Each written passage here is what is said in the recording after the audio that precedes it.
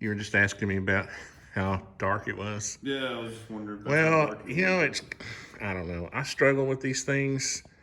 You know, Color's not easy. it didn't turn out exactly the way I wanted it to, but I had a hard time. You can see from my stain samples. You know, we've got that gray laminate flooring, and I was trying to do like a gray, but I wanted it to look rustic at the same time. Yeah. You know, it's modern architecture is really kind of difficult to pull off because you can do like just plain old.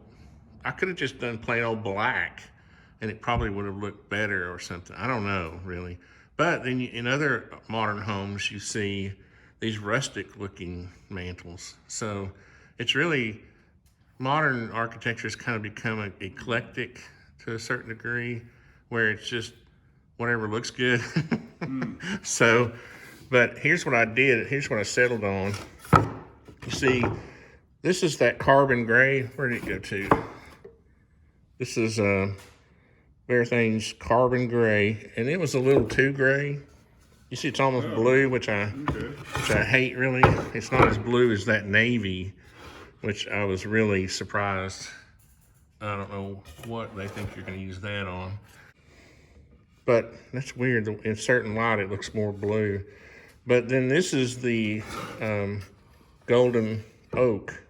So what I did was I put the carbon gray on first, and then I wiped the golden oak over the top of it, and that's the middle.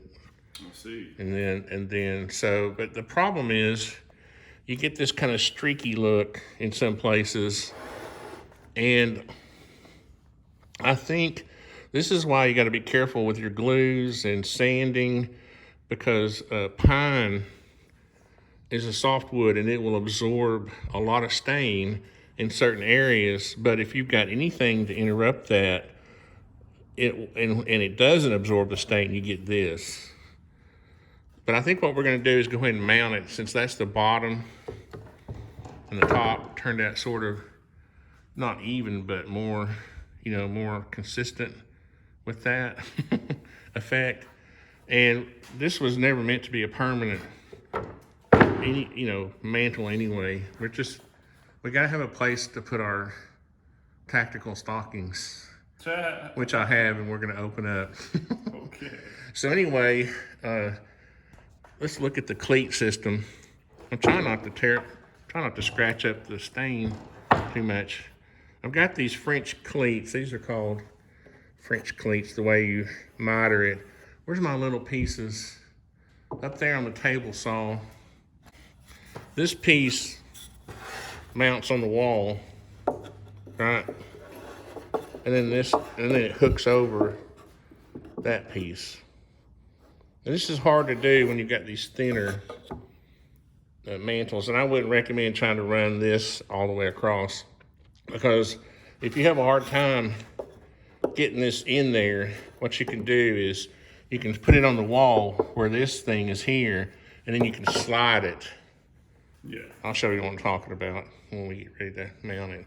So really all we got to do is mount these on the wall, and then we're good. Now, somebody's going to say, well, that's wimpy. No, this mantle weighs like, what, Barrett? I'm lifting it with one finger. Yeah, that's not that heavy. And it's pine, it's not oak. And I think I did the math, and it was probably 8 pounds, something like that. So one screw would literally hold, 50 pounds. So we're gonna have 4 screws. We're gonna have 2 in each of these. So, and again, the whole purpose of this is to be temporary. So I don't want a bunch of nail holes in the drywall if I have to patch them, or screw holes. I just want to minimize the mounting system for now. And, it'll hold stockings, I promise people. There's no, we're not going to have OSHA over here after us. So. So Barrett also had a comment, and I'm going to try to be nice. In the last video, he was commenting about the way I was nailing. And here's the danger. He said something about the angle that I was nailing, that I should, like, as if I should angle the nails. And I'm going to show you why no. Why no. Not my joke, my wino joke. Okay, so especially when you miter a board, okay, and you got two miters here, like this, right? Your nails absolutely have to go in straight. Yep, Okay. makes sense. They can't, if you angle them at all, and I've seen nails actually curve, some grains of some wood, depending on how it's, this is pretty consistent grain here, but will actually make the nail bend out like that. They can literally even shoot out on the inside too. This is you can get by with, but if a nail shoots out this way, your whole edge is screwed, the whole concept of it looking like it's not a false beam goes away once you start having this crap.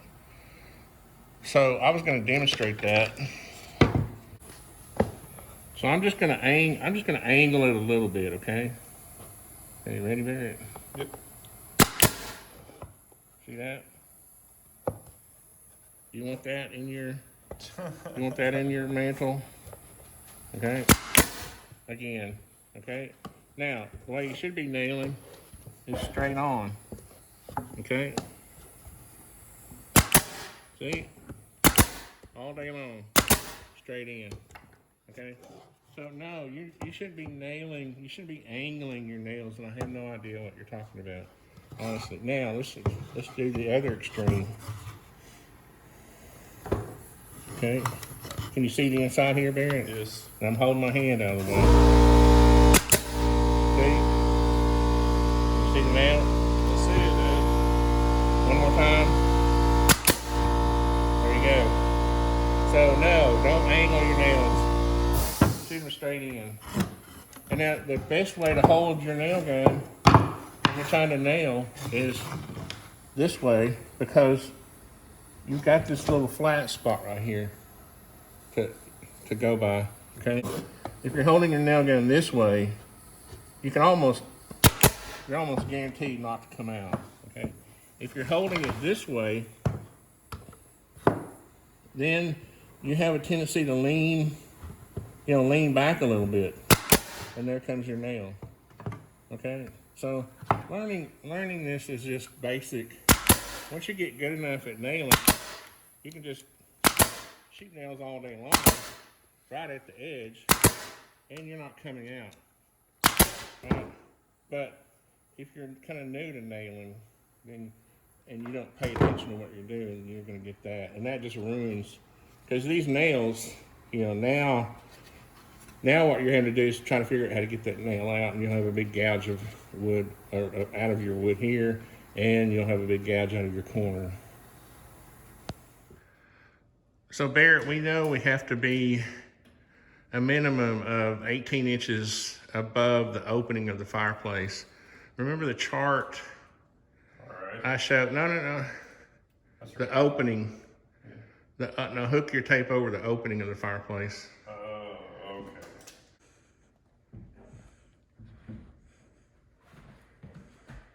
Something like that. How high is that? That's the measurement we just did. I marked The 20 on the bottom? whatever we marked. So that means it's about 24 to the top.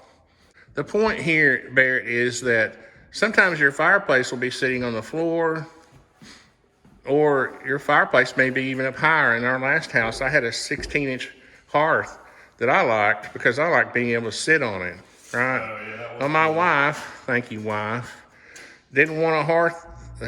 She just wanted it to be flat, flush with the floor this time. So the point is that the height of the mantle is not always a product of the height of the fireplace. You don't want your mantle too far above your eyeballs, right? All right, Barrett, so we found the middle of our stud. There's one here, and there's one here, and all I did was, start from where my original hole was. See how that sounds? Mm-hmm. How it gets like a thud? Yeah.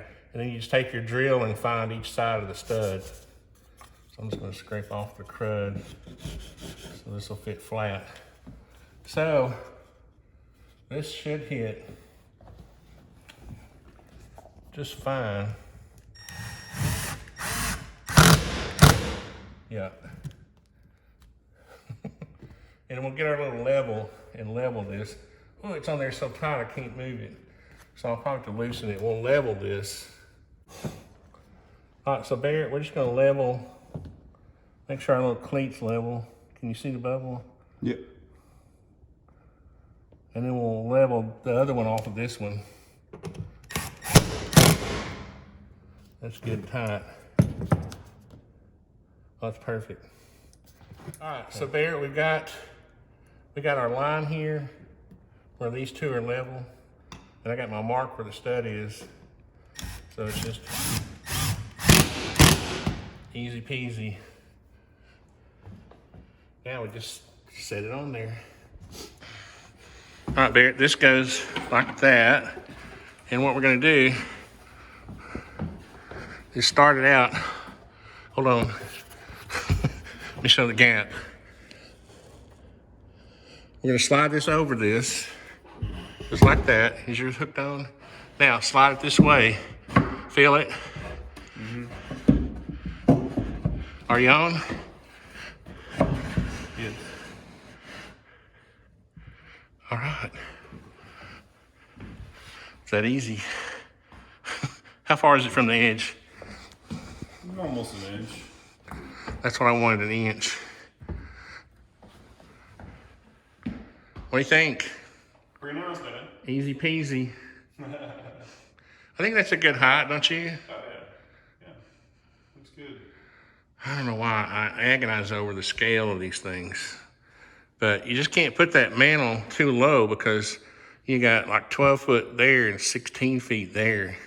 So if you put this mantle real low, it's gonna look, I don't know. Probably could have come down a couple inches, but we'll see. We'll live with it. I just have a few holes I'd have to patch if I wanted to bring it down some. Yeah. This is the studying period. Yeah. Where we prop up our feet. Barrett had a good point though. Once you hang your stockings on there, you don't want it to be too low because they'll be singeing our tactical stockings. Speaking of which, we need to go get. So Barrett, we have 2 packages from gear websites, and you can still get these, I think. There weren't that many left though. So if you want these, you better get them. So I need my, you think I cut anything? I'm always afraid I'm gonna cut something. I mean, I kind of know what's in here. Careful, for sure. Yeah, see, I know what's in here, so I don't want to cut my stocking. Ooh, baby.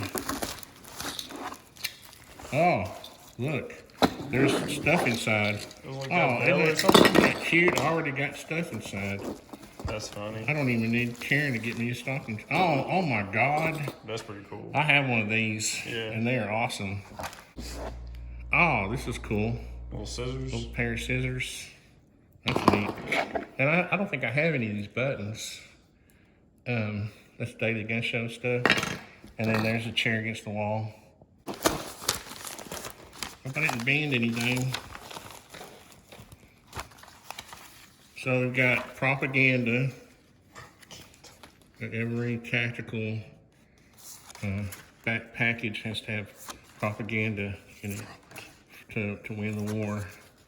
So we've got plenty of propaganda to hand out. That's cool. These came from all the gun shops and gun show stuff. That's cool. And then you got your leaflet they drop out of airplanes in Vietnam. That's cool. But that. Yeah, that's pretty cool, dude. So we'll have to fight. Me and you and Alex will maybe arm wrestle over these. Let's see if it's the same package. So Barrett found a Glocktober patch and a Tui Rally patch inside the stocking. That's all inside of that one. Now this is the other package. It looks a little different. So we might have a different stocking. Yeah, baby. So what is this? That's like different. the backing of the Velcro. This is like the. What am I doing? Am I tearing it? Am I tearing it up? This is like one of those packages they trick you and they don't want you to open it. Isn't that cool? Mm-hmm. So a little different. What is this, woodland? And this is the frog. I don't know, but they're both awesome. Yeah, it's awesome. This is what's cool. It's got the little loops. You could put the artisan patch on that one. Oh yeah, well, this is all Velcro. Man, Oh yeah. look. Okay, Barry, you just gave me an idea. It is void of patches, so now it's not. Now, what's in here? I don't really need Christmas anymore. Oh, awesome. My lord. That's huge. Does that have to do with stripper clips, or is that something else? And then we got patches. Every second matters. Do we have a yellow one? I've got orange and black and white. I've got this one. That's awesome. And then, yeah, I've got these. Can't have too many every second matters. More propaganda. That's just awesome. What's this? Oh, this is the little pin. Oh, nice. Hot perfection, of course it is. That has to go on the stocking. Okay. Okay, Barrett.